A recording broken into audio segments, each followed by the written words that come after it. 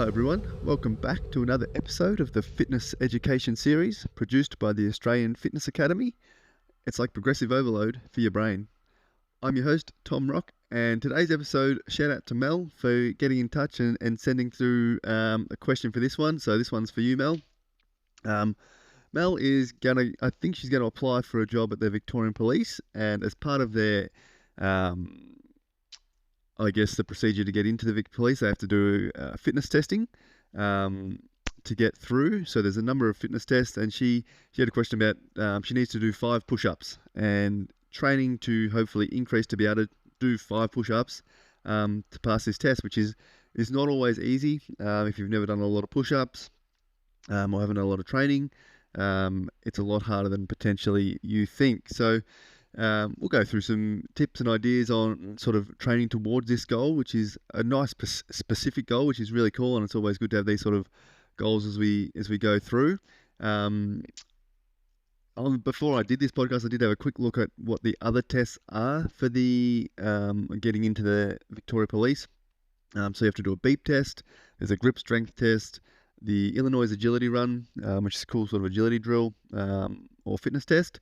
The push-ups, so 5 successive push-ups on your toes. You just have to do a plank hold, and also there's a swimming component as well. So being able to swim 100 meters, I think, is that one. So a bit of a testing battery there to go through to get in, which is really cool. Probably one of the other things I would recommend for anybody doing any sort of fitness testing or know they're going to have to complete fitness tests, whether it's athletes doing fitness tests for their sport or for certain jobs, things like that, where you're going to have to, could be Fly Victoria, all sorts of things. Practicing your test before you have to complete it can be very beneficial. I've done a lot of fitness testing with athletes, and you learn a lot from doing the test. So while we're obviously testing components of fitness, sometimes fitness tests are a skill in themselves, and you'll find, well, hopefully we do a fitness test, we do a follow program or a structured program, retest, and hope we get better due to the improvements we've made from the training and stimulus we've put our body through. Sometimes we can even get a better test results just based on the fact that we've got better at the test and we know what's happening, and we get more coordinated and more confident in running the test. So something like the Illinois agility run, have a look at that. There's definitely some resources online you can and see how it's set up and how it's run. Go have a practice for that. Set it up. If you've got some cones, use those. Otherwise, you can use drink bottles or just piles of clothing, whatever it is, other shoes you've got. Set up the Illinois agility run, whether it's on an oval. Just be careful it's not slippery. You don't want to slip and hurt yourself. But on an oval in a car park, set the Illinois agility run up. Have a go at it. Even if you don't go flat out, have a bit of a run, go through the motion of the tests, and you'll find that'll also help your confidence on the day, but also improve your ability to maximize your performance. Same with the beep test. Set the beep test up, have a shot at it, even if you don't max yourself out. Get yourself used to run the test to sort of take that pressure on and reduce the anxiety on the day as well, is also a good tip with any of the tests. So definitely, if you get a chance, practice and run through the tests yourself as you sort of build up towards the application process, I guess. In terms of the push-ups, it's probably one of the toughest ones on the test to sort of build to potentially. But again, being consistent is really important. So with the push-ups, obviously we want to improve our upper body pushing strength. And any way we tackle that, there's a number of different options we can do to look at improving the push-up and the amount of push-ups we can do. And basically, it's going to come down to improving our upper body strength. If you go to the gym and you work on your bench press and follow a structured program that includes bench press or dumbbell bench press, and we slowly get stronger on that lift, we're going to increase our body's ability to do a push-up, because we're going to get stronger, and that's going to carry over to our push-ups. If you don't have access to a gym, building up, doing sort of regressing the push-up movement to push-ups on our knees is a great option to start with. And you would start with doing push-ups on your knees for whether it's sets of 10, potentially 3 sets of 10, 2 2 to 3 times per week, and then slowly build that up. And then you'll find yourself doing 10 reps to 12 reps to 15 to 20 reps on your knees. And you'll find when you go back to trying push-ups on your toes, you'll probably be able to get 1, 2, 2 out, and then you slowly build from there. Obviously, keeping track of your form and making sure your form is good is important.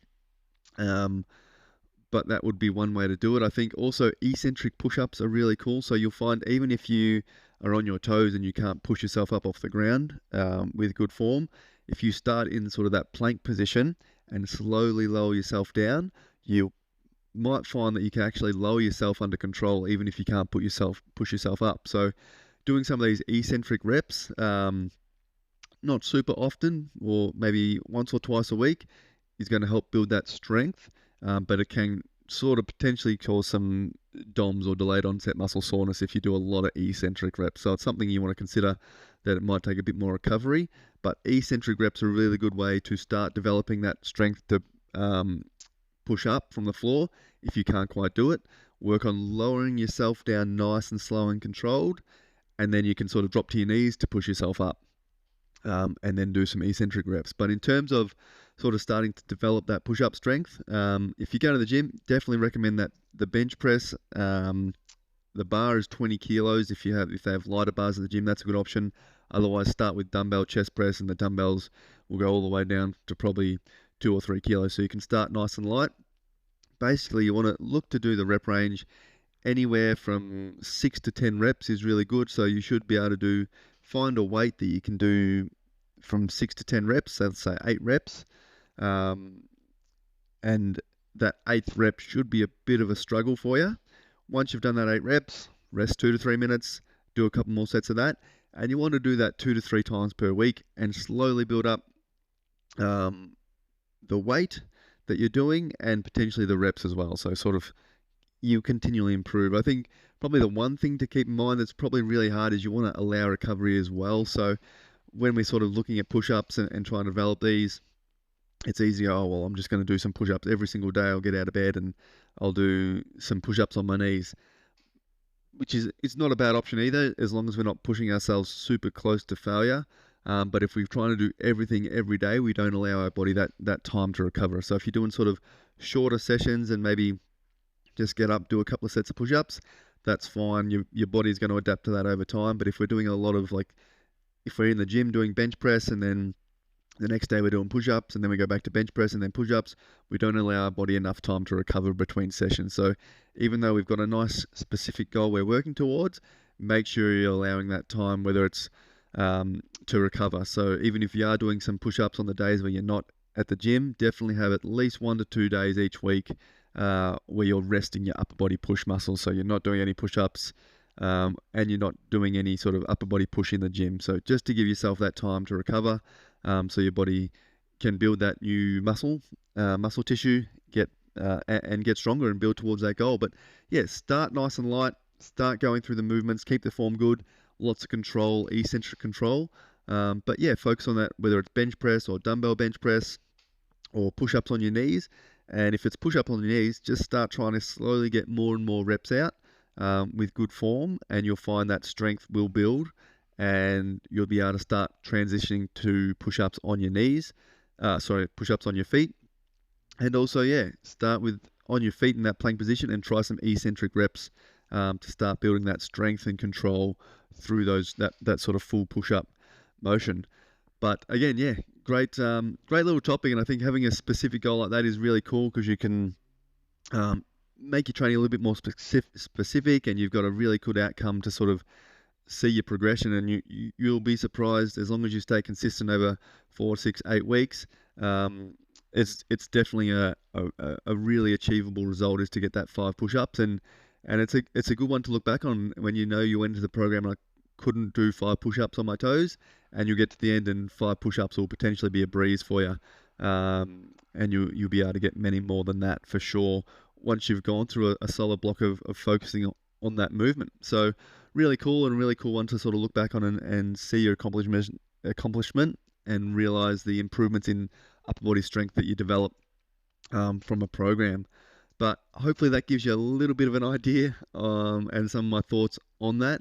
But yeah, take it slow, stay consistent, probably 2 to 3, maybe 4 times a week, working that upper body strength and practice that movement. And yeah, allow recovery. If you are sore one day or your upper body, your chest or your triceps are a little bit sore, yeah, take a rest day. Rest days are really good and will help you continue to develop as well.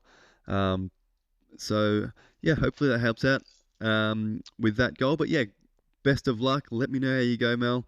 And yeah, any other questions from anybody out there? If you've got any topics you've seen throughout the week, anything in the gym you'd like to get my thoughts on, any topics you want me to discuss, please send an email to tom@afa.com.au, and happy to cover any topic you guys want or talk about your goals or whatever's happening out there. So yeah, get in touch. Other than that, guys, have a great weekend and I'll talk to you all soon.